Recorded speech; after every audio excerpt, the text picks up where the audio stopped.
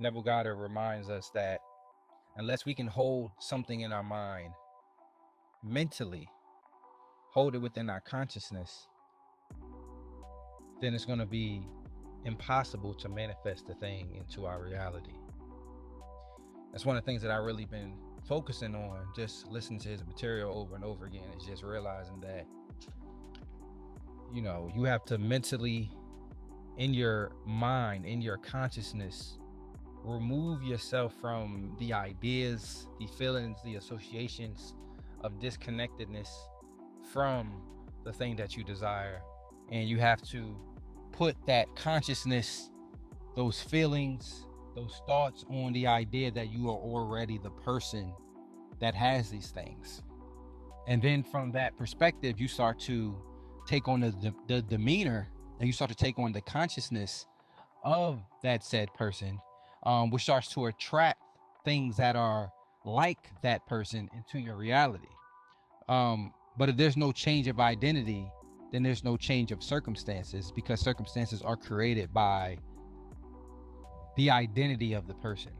Who the person thinks that he is what's creating what he's able to have access to in his normal, actual reality.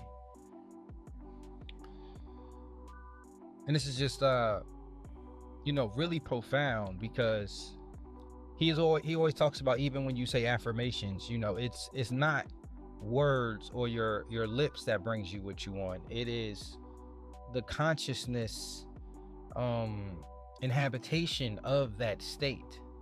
Neville always talks about there are infinite states, and we are all rolling through infinite states of man throughout the day, infinite states of consciousness throughout the day. And in each state has its own reality. There are many reality, many worlds. And according to the consciousness and what we conceive of self, we play that character that the whole world is now subjugated to be a Truman Show, so to speak, to make sure that that character experiences the reality that is as close as possible to conception of self.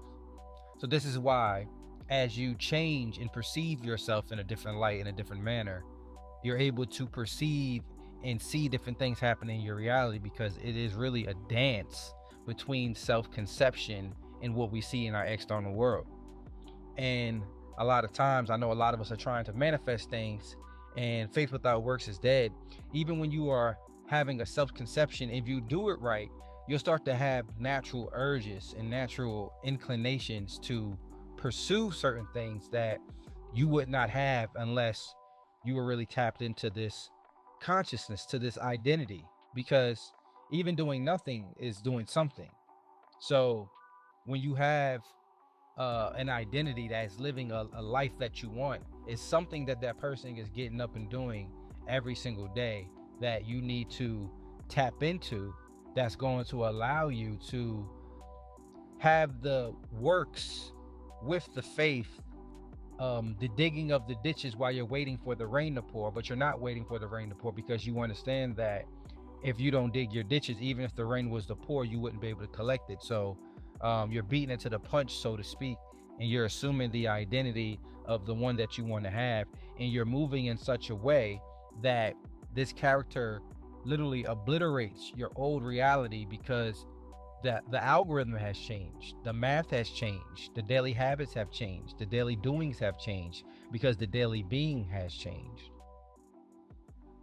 So this is really important when it comes to self-actualizing and really manifesting, and not just leaving these things at words, and really understand when we are doing affirmations, incantations, meditations, subliminations, all the nations, what are we actually trying to achieve? And we're trying to absorb the conscious state of what those words represent, so we can absorb the identity, so that we can naturally, in a harmonious, cohesive way, take on the actions of that person. And then the universe dances around to, as the final, so to speak, proverbial nail in a coffin, to use every single thing, all the synchronicities, all the peoples in the world, all the minds in the world, to bring you exactly what you wanted.